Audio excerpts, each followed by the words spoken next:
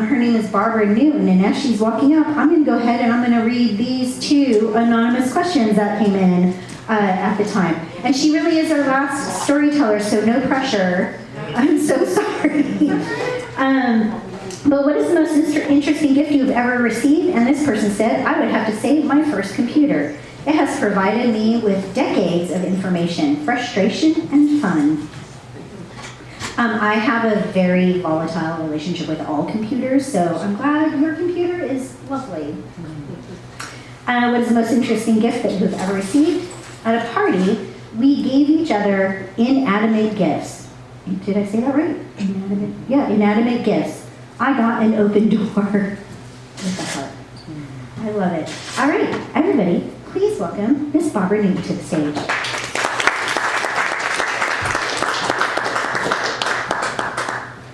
I've been called a lot of things in my life. I've been called quirky, frugal, creative, a pain in the ass, fun, a good listener, but there's a thread that runs through what I get called most often. And it's that I get often called that I'm kind. And I think that's the gift that keeps on giving. I came by it honestly. My mom and dad were kind. And I was trying to think of a way to tell you how they were kind. And I remembered one time my mom told me that she was listening to the radio at home. She was hanging out at the house and listening to the radio. And she listened to WCUP out of Tifton, Georgia. And my mama said that this disc jockey talks so sexy, and that the call letters WCUP were really her bra size. And so Mama said, Miss W. Cup, she was talking one day, and they were having what was essentially, this was 40 years ago, like a swap kind of thing, like a Craigslist kind of thing would be today, where you sell your mower or you trade a goat for somebody to paint your house or something like that. And Mama said that she was listening and that she heard a girl come on, and she said, I'm hungry and I have children and they're hungry too. And she went and she got some groceries. She called the radio station, got the address, and she went and got some groceries, and she took the groceries out to this place. Now you can't do that these days. Don't do this at home. You can't go someplace like that anymore. But she was able to do that then. And she said she went in and brought groceries in, that there were 2 babies and a young woman. And years later, I was telling my brother and sisters, I kind of wanted to see what they thought about what she'd done. And she never told them. And I thought, that's really cool that she didn't even mention that. But that was the kind of thing that she would do. So I do get it honestly.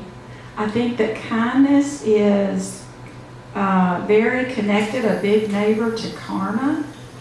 And that if you start to learn kindness, and it's kind of like that ball that rolls down the hill, it gets bigger and bigger and bigger, and you want to do it more and more and more.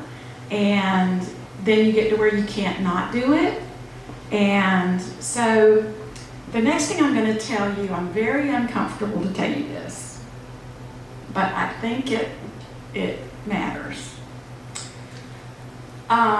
And it's about kindness, and that is, I have a lot of trouble with holidays these last couple of years. And so I've been known to hibernate, and I've been doing that this past week. And I'm going to I've renamed it retreating so that when my kids ask me what I'm doing, oh, I'm on a retreat. I'm at home, not dressed and eating, but so I'm at home and I'm struggling, and it doesn't last long. I'll pull out of it. And so I get a text from one of the kindest people that I know from a church, and she said, would you read at church? And we're going to have a lessons and carol service. And if you'll read, we would like that. And I texted back, I'd like that too.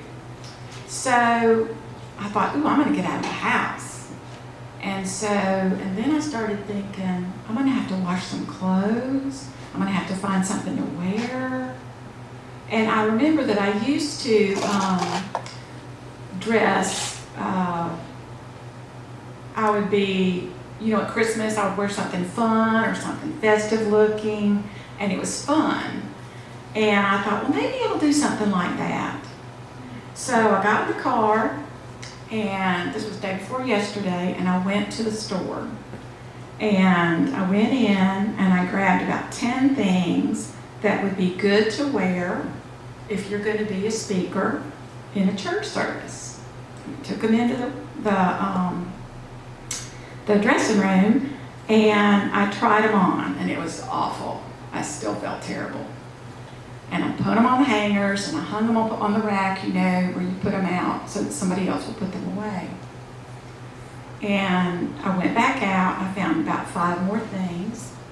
And as I'm coming back into the dressing room, all of the things that I had just loaded up on the rack were gone. And so I'm thinking, somebody's out there putting those away, and it was closing time. And so I go into the dressing room, and do y'all know the Grinch, the look that he gets when he gets the wonderful, awful idea? I got a wonderful, wonderful idea. And my attitude changed, and I started thinking, I really hope that these clothes don't fit. I really hope that something just doesn't flatter me and it's got to go home with me, because I've got a new plan.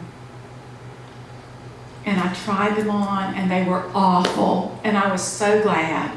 And I took them, and I went, and I found the lady that was putting the clothes on the rack. And I said, can you take and put these clothes back on the rack for me? And she took the clothes, and then I took the money that I had budgeted to buy my outfit, and I handed it to her, and I said, can you take this and have a Merry Christmas? Mm-hmm. And